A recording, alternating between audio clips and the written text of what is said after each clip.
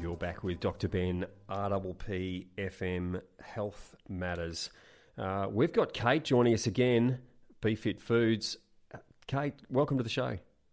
Thank you for having me. Glad to be here. Yeah, great. Thank you for making the time. Now, foods.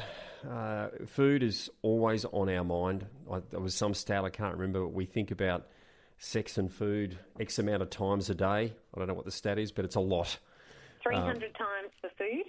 Oh, and how much for sex? I'm not too sure. I haven't looked that one up. But 300 times a day for food. That's a lot. It's a lot. It's a lot. Tell us, food and mental health. Mental health is a big conversation. Tell us a bit about that. So I guess at the moment, particularly with the pandemic challenges, a lot more has come in the media about mental health. And I feel like, prior to the pandemic, perhaps it wasn't talked about as much as it should have been. And we always talk about stress impacting our mental health or financial pressures or relationship pressures, but a lot of people haven't really explored the ways that you can improve mental health through your diet. And I think it's pretty well known that exercise helps with mental health. And if people didn't know that, they know that they feel better when they go for a walk or they go to the gym or go for a run or just get outside. But people probably haven't really experienced that difference when they eat better for their mental health, or maybe they just haven't made that connection. They know they feel better, but they don't realise how poor they feel when they make the wrong behaviours with food choices. Why do you think we didn't talk about it as much as we should have? Oh, I think it really had that awful tag about it. I think that stigma of mental health, that if you admitted to mental health, then maybe you'd be disadvantaged in some way in your employment or in your social circle, or, that people used to talk about, if you were, being weak or something like that. And obviously it takes a lot of courage to come up and actually say something. So they're the stronger people, not the weaker people. But I think that stigma that we've really managed to knock down, I think, over the pandemic. The pandemic, the COVID pandemic, we've heard of the COVID kilos. Now, I don't know about you, but I've had COVID and I lost kilos. I didn't gain kilos when I had COVID. So it's interesting that we externalise sometimes our behaviours to something outside of us. It's the partner kilos. We get married. It's, I'm a dad now or I'm a husband now. That's my excuse for putting on kilos. People have used COVID as an excuse for putting them on. But as you said, during this time, more than ever, we need to look after our mental health, and we can do that through nutrition. Absolutely. So there was actually a diet depression randomised controlled trial. So if people don't know what that means, it basically means that the most highly regarded type of trial, it was done quite a few years ago now through the Food and Mood Centre, and it was called the SMILES trial. And basically what they were looking at was the relationship between diet and people's mental health or their depression risk. And they found this connection between highly processed foods and also mental health. So the reverse then was proven to be true, where if you eat more whole foods that have got more plant-based vegetables and salads and fruits and grains, legumes, and even healthy fats, you actually have protection against some of the mental health conditions. Wow. So what you eat has a preventative effect on your mental health state. Yeah, and this particular study and various studies since, when they've looked at the Mediterranean-style diet, they've actually seen a 30% reduction in mental health conditions in people that ate a more Mediterranean-style diet, which is traditionally more of your plant-based foods and vegetables. They have meats and proteins, but just in smaller portions than perhaps our traditional diet or westernised diet. And they also are living a lot more off the land. So the food that's available is more whole food style, more of the grains and legumes, as opposed to the processed foods in the middle aisles of the supermarket. Why do we turn, when things are just a little tricky, when we're feeling a little stressed, when we're feeling a bit unsure, when we're feeling uncertainty, when we're feeling anxiety, why do we turn to alcohol? Why do we turn to chocolate? Why is that piece of iced chocolate cake so appealing when we are having an uncomfortable moment?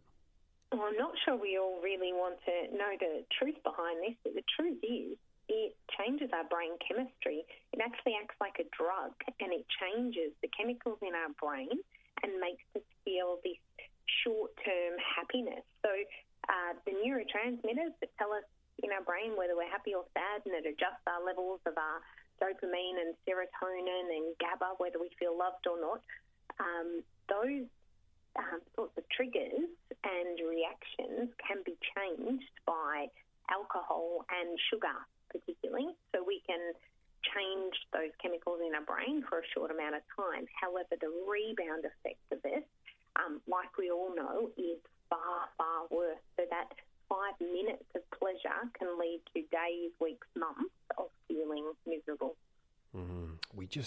As humans, we just want to feel good all the time, don't we? Often we do things that make us feel good and are good for us. Often we do things, unfortunately, that feel good and aren't so good for us. And a few of us do things that don't necessarily feel good at the time, but are good for us in the long run. So what you're suggesting is we need to do a little more of the things that maybe at the time don't feel as good. Takes an extra half an hour to prepare that food, but it is good for us in the long run. Absolutely. And I think if we acknowledge, like we all know now that chronic stress is bad for us. So we try and change our environment, remove that chronic stress.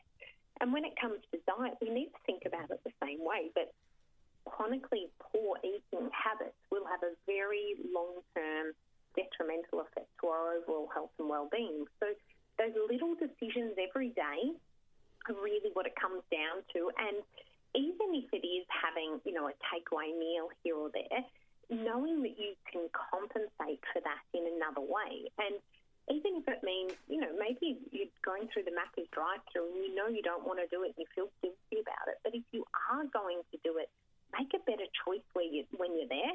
Get a grilled chicken wrap if you're going to have something. Try and get something a little bit less processed, a little bit more real food. Or when you get home, have a piece of fruit, have a, carrot, celery stick out of the bottom drawer of the fridge. Try and counteract it. Try and make up for it in some other way and give yourself something good to counteract the bad, as opposed to just feeling guilty and then going into this cycle of I might as well have an ice cream now when I get home, or I might as well have chocolate because I've ruined it anyway.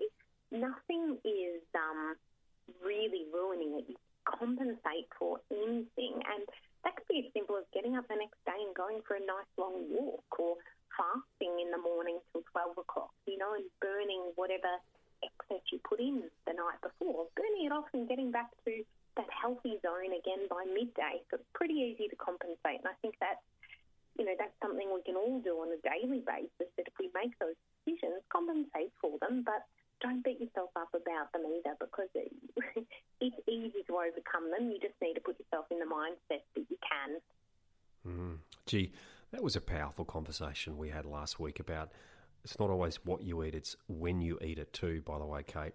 Really. And if you missed that episode or that show last week, we were chatting about that it's not always just what you eat, but it's when you eat it, and the idea of doing some intermittent fasting, shifting when you eat, the space between when you choose to have your meals, and how much of an impact that can make. So, Kate, what would you suggest?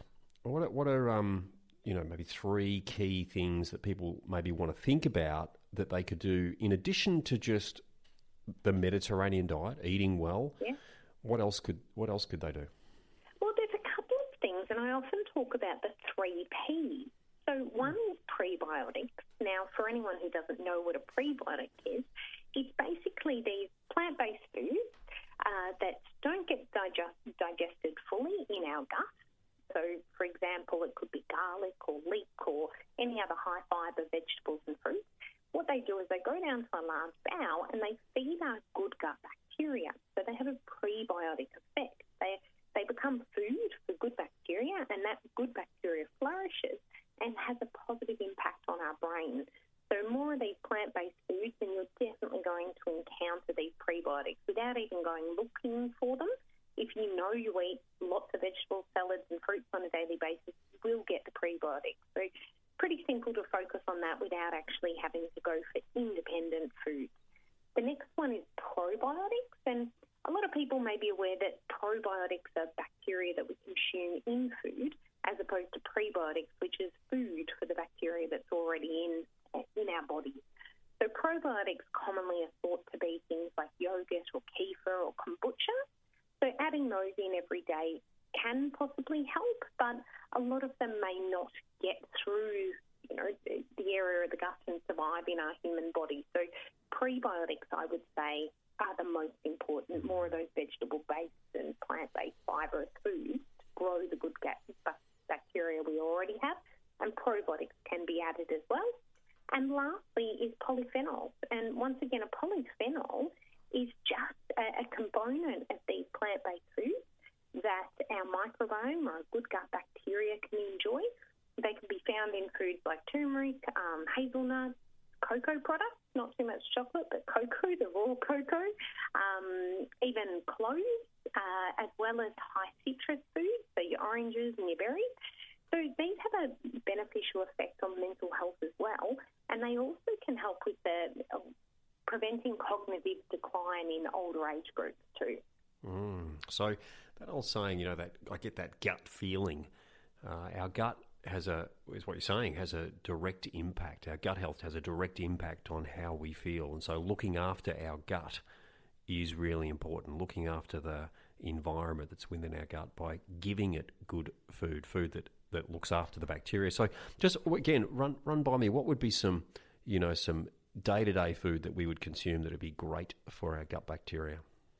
So, for example, at breakfast, you could start by adding some blueberries and some cinnamon to your Greek yogurt. Then you've got your prebiotics, your probiotics, and you've got your polyphenols all in one meal. At lunch, if you're having some sort of green leafy salad, you could add some 4-bean mix to it, maybe a squeeze of lemon, olive oil, and even put some turmeric into a dressing. And once again, you've got those 3 Ps in there as well. Perhaps then for dinner, obviously going for a good variety of your veggies, but you could put them into a simple meal like a bolognese sauce. I know I grate up maybe 7 or 8 different vegetables in my bolognese, and that's the way that I know if my kids are having pasta, they can have pasta 7 nights a week as long as they're having 1 or 2 cups of my sauce with their bit of pasta, because I'll put things in like really finely chopped mushrooms that you can't see, it's in the lentils, it's in red kidney beans, carrot grated up, some zucchini grated up, and even the stalks of broccoli. So if they're having broccoli the night before, then I'll keep all the stalks, chop them up really fine and put them into the bolognese as well. So there's nothing you can't hide in a good bolognese. My wife makes an incredible bolognese, but like you, exactly that. It's chock-a-block full of vegetables. Yeah, and it's enjoyable too. We all love bolognese. Tell me, there's a general theme, I've got to tell you, Kate, to what you seem to talk about, and it's the whole idea of whole foods.